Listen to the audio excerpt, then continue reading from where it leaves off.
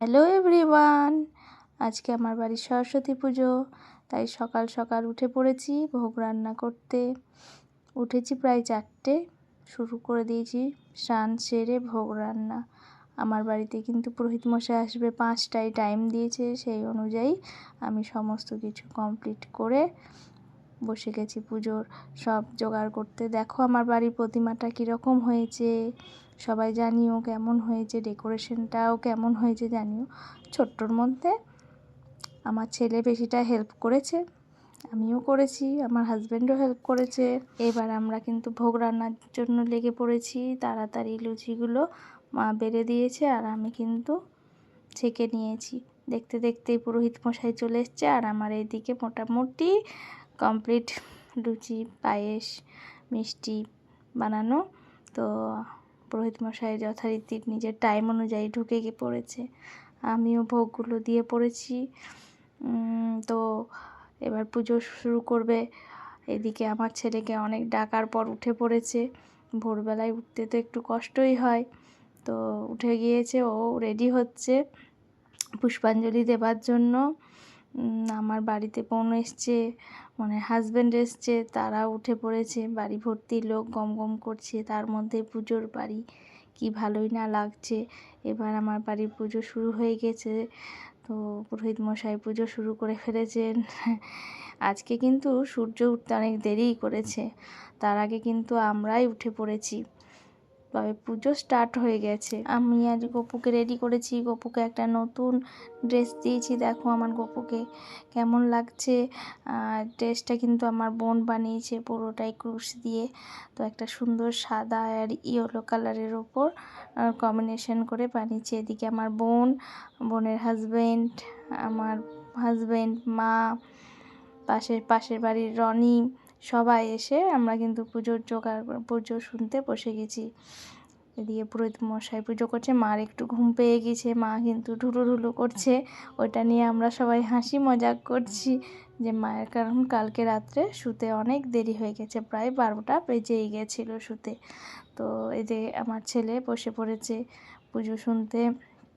এদিকে পুরোহিত মশাই একদম ফুল দমে পুজো শুরু করেছেন, আর পুজোর মাঝে মাঝে তিনি আমাদেরকে হাসাচ্ছেন। হ্যাঁ, বিশেষ করে আমার ছেলেকে, হ্যাঁ, যে খিদে পেয়ে গেছে নাকি রে তোর।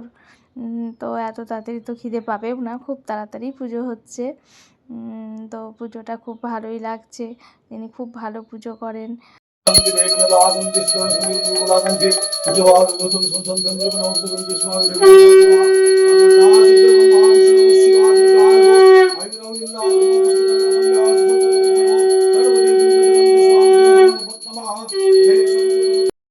মায়ের পুষ্পাঞ্জলি পুজো কমপ্লিট। এবার আমি সবাইকে প্রসাদ বিতরণ করে মায়ের জন্য আমি আজকে ভোগ নিবেদন করি, তো তাই আমি ভোগ রান্না করতে বসে গেছি। কারণ এই ভোগটা ঝটপট রান্না করে আমাকে আবার আমার ছেলের স্কুল যেতে হবে, ছেলেকে নিয়ে। তো সেই জন্য ভোগটা আমি রান্নায় লেগে পড়েছি, কারণ আজকে খিচুড়ি ভোগ মাকে নিবেদন করব, তাই আমরা সবাই মিলে রান্না করতে বসে গেছি। দেখো ইতিমধ্যে আমার কিন্তু 5 রকমের ভাজা, খিচুড়ির জন্য প্রায় সরঞ্জামগুলো ভাজা হয়ে গেছে। আমার 5 ভাজা রেডি হয়ে গেছে। এবার আমি কিন্তু 5 তরকারি করব, তার জন্য কিন্তু গাজর আর আলুগুলো ভাজতে লেগেছি। দেখো কীরকম ভাজা হচ্ছে। আমি কিন্তু খুব সাবধানে ভাজছি যাতে ছাঁকা না খায়। তার মধ্যে একবার ছাঁকা আমি খেয়ে ফেলেছি অবশ্য, এটা কমন, এটা খেতেই হয় আমাকে একবার, কিছু করার নাই। তবে সবাই মিলে, আমার হাজব্যান্ড, বোনের বর, সবাই মিলে কিন্তু আমরা রান্নাটা করে ফেলছি। তো আমার ভাজা হয়ে গেছে, এবার আমি কুমড়ো দিলাম, কুমড়োগুলো ভেজে ফেলছি 5 তরকারির জন্য। গ্যাসের ওভেনটা অবশ্য ছোট, সবটাই ঠাকুরের, তো একটু টাইম লাগছে। এদিকে আমি খিচুড়ির চাল ডাল রেডি করে ফেলেছি, বাঁধাকপিটাও কেটে ফেলেছি। যথারীতি এখন বাজে তোমার ঘড়িতে 8:30। ভেবে তো ছিলাম 10টার মধ্যে সমস্ত কিছু কমপ্লিট করব, দেখা যাক কটা বাজে। কারণ এই সমস্ত কিছুর ভোগ রান্না করার পর, সেটা নিবেদন করার পর, তারপর ছেলেকে নিয়ে আমি কিন্তু স্কুলে যেতে পারবো। অলরেডি বাজে তখন ঘড়িতে 10:30। আমার ভোগ রান্না কমপ্লিট। এবার আমি ঠাকুরকে ভোগটা নিবেদন করব। সবাই মিলে করেছি। সমস্ত কিছু ভোগটা কমপ্লিট করতে আমার প্রায় 11টা বেজেই গেছে। তো আমি ভোগটা দেওয়ার রেডি করার পর মিষ্টিটা দিতে ভুলে গেছিলাম। আমার বোনের বড় আবার মনে করিয়ে দিল যে না দিদি একটা জিনিস মিস আছে। তো ঠিক আছে, মিষ্টিটা দিয়েই ফেলি। তো আমার গপু সোনার জন্য আর একটা আমার সরস্বতী মায়ের জন্য ভোগ নিবেদন করেছি। তো গপু সোনাও আজকে ভোগ খাবে, আমার সরস্বতী মাও ভোগ খাবে আজকে। এবার আমি একটু একটু করে সব নিয়ে গপু সোনাকে ভোগ খাইয়ে দিচ্ছি। ও তো ছোটো, খেতে পারবে না, তার জন্য ওকে আমি সমস্ত খাবার কিন্তু খাইয়েই দিই। দেখো গপু সোনা কত আনন্দ, আজকে কত রকমের ভোগ খেয়েছে। তার সঙ্গে সবাই কিন্তু বলেছে যে একটা করে অ্যান্টাসিড দিতে হবে, না হলে কিন্তু অম্বল হয়ে যাবে গপুর। না, অ্যান্টাসিড আমি দিইনি, তার বদলে একটা পান রেখেছি। শেষ পাতে কিন্তু পান আছে। এবার আমি মা সরস্বতীর জন্য ভোগ নিবেদন করছি। মাকে একটু একটু করে সব রকম ভাজা, মাছ তরকারি, আলুর দম, চাটনি, পনির সমস্ত কিছু দিয়ে একটু একটু করে মাকে ভোগ খাইয়ে দিচ্ছি। তো মা খুব প্রসন্ন মনে ভোগ গ্রহণ করছে। আমি প্রতি বছরের মতো এবছরও মাকে আমার যতটা সম্ভব আমি সেরকম করে খাওয়াচ্ছি মাকে, যতটা পেরেছি। তো ততটাই আমি করেছি মায়ের জন্য। আমাকে ভালো লাগে ভোগ রান্না করতে, খাওয়াতে, মাকে খুব ভালো লাগে। যতটা পারলাম এবারও করলাম, মাকে নিবেদন করলাম। শেষবারে পাতে মাকে একটা পানও নিবেদন করব, খাইয়ে কিন্তু আমি মুখটা মুছিয়েও দিই। তো পানটা আমার মা তৈরি করেছে। তো মা বললো পানটা নিবেদন কর। তো আমি পানটা নিয়ে রেডি, মা পানটা নিয়ে এলো। তো আমি পানটাও মাকে খাইয়ে দেব। দেখো সরস্বতী পুজো সকাল থেকে একটা আলাদাই মজা। সরস্বতী পুজো বলে এই সাজবো, বাইরে যাব, ঠাকুর দেখব, ছোটোবেলায় কত না আনন্দ করেছি। তো এবার তো ছেলেকে নিয়ে যেতেই হবে, সে কিন্তু মুখ গোমড়া করে বসে আছে। মা তাড়াতাড়ি করো, যাব। তো আমি গোপালকে ঝটপট পানটা খাইয়ে নিলাম। তো এবার মায়ের জন্য পানটা রেডি করেছি, মাকেও পানটা খাইয়ে আমরা এবার কিন্তু ঝটপট রেডি হয়ে পড়ব। ছেলে কিন্তু দীর্ঘ অপেক্ষায় বসে আছে স্কুল যাবার জন্য।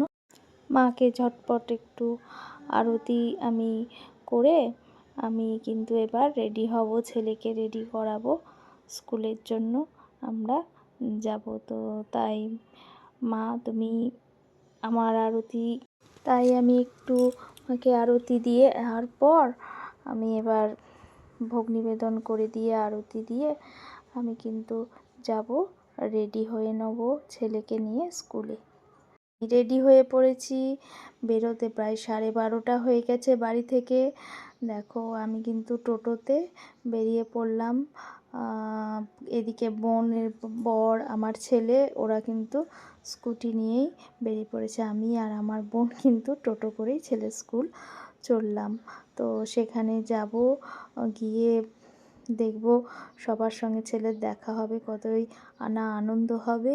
তো চলে আসছি, দেখতে পাচ্ছ সবাই, ছেলের স্কুল ডিপিএস রামপুরহাট। তো এইখানে আসার পর সবার সঙ্গে দেখা হবে। ইতিমধ্যে আমার ছেলে পৌঁছে গেছে, আমাকে ফোন করছে, মা তুমি কখন আসছো, কখন আসবে, কারণ আমি না গেলে ওর কিছুই ভালো লাগে না। তাই আমি পৌঁছাবো, তারপর ও ঢুকবে। ও কিন্তু মায়ের জন্য গেটের বাইরেই অপেক্ষা করছে। তো আমরা এই দেখো চলে এসেছিলে ডিপিএস রামপুরহাট। তো দেখো স্কুলের এটা খুব ভালো, অনেকেই চলে এসেছে। আমার আসতে অনেকটাই লেট হলো, কারণ বাড়ির সমস্ত পুজোর ক্রিয়াকলাপ সেরে এবার আমরা স্কুলের দিকে যাচ্ছি। ওই দেখো সামনের গেটে কিন্তু আমার হাজবেন্ড, ছেলে আর বোনের বর কিন্তু দাঁড়িয়ে আছে। এই দেখো আমাকে দেখলো, এলাম, তারপর ওরা কিন্তু ঢুকলো। তো যথারীতি আজকে কোনো গেটে সাইন করার দরকার পড়ে না। তো স্কুলটা দেখো তোমরা কেমন লাগছে স্কুলটা। তো দেরি হয়ে গেছে অনেকটাই আমাদের আসতে, ওর বন্ধু বান্ধব অনেকজন চলে এসেছে, ও আর থাকতে পারছে না, ও নিজের স্কুল পেয়ে খুব আনন্দে আগে যাচ্ছে এবং ওর আমার বোনের বরকে দেখাচ্ছে, দেখো মেশো স্কুলটা কেমন, চারপাশটা কেমন। ও খুব এক্সাইটমেন্ট, কখন আনবো আর কখন সবাইকে দেখাবো আমার স্কুলটা।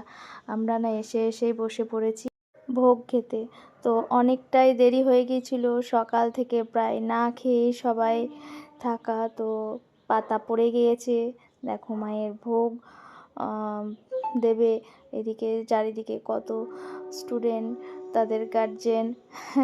তো দেখো মায়ের ভোগ, সবাই খুব ভালো হয়েছে ভোগটা। এরপর আমরা মাকে দর্শন করলাম, দুটো সেলফিও তুললাম। ইতিমধ্যে আমার ছেলে তো বন্ধু বান্ধব নিয়ে ব্যস্ত, ও এদিক ওইদিক ঘোরাঘুরি শুরু করে দিয়েছে, খুব আনন্দ বন্ধু বান্ধবের সঙ্গে। তো ডিপিএসের ঠাকুরটাও খুব সুন্দর হয়েছে, মায়ের প্রতিমাটা খুব সুন্দর দেখাচ্ছে। তো আমিও একটু স্যার ম্যামদের সঙ্গে কথা বলে নিয়ে, সবাই জিজ্ঞেস করছে দেরি কেন হলো, বাড়ির পুজো সেরে আসতে গেলে একটু তো দেরি হবেই, কিছু করার নাই। আমার ছেলেকে তো দেখতেই পাচ্ছি না, এত ঘুরছে। এর মধ্যে আমরা একটু সেলফি তুলে নিয়ে ফটোশ্যুট করার পর, বান্ধবীদের সঙ্গে দেখা করার পর, পরের দিন ষষ্ঠী ছিল, তাই মায়ের ভিডিও আমার শ্যুট করা হয়নি, ষষ্ঠী পুজো নিয়ে ব্যস্ত ছিলাম।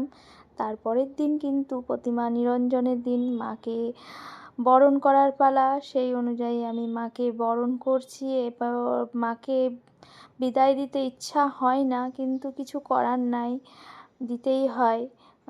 তো সেই অনুযায়ী মাকে বরণ সেরে এবার মাকে নিয়ে যাওয়া হচ্ছে নিরঞ্জনের জন্য। এটা আমার সামনে পুকুর, তো এখানেই সমস্ত প্রতিমা নিরঞ্জন হয়। তো দেখো আমার ছেলে আস্তে আস্তে নিয়ে যাচ্ছে, ইচ্ছে করে না করতে, কিন্তু কি করব, উপায় নেই, নিরঞ্জনটা করতেই হবে, কারণ পরের দিন বৃহস্পতিবার, তো করতে পারবো না। সেই অনুযায়ী আসছে বছর আবার এসো মা,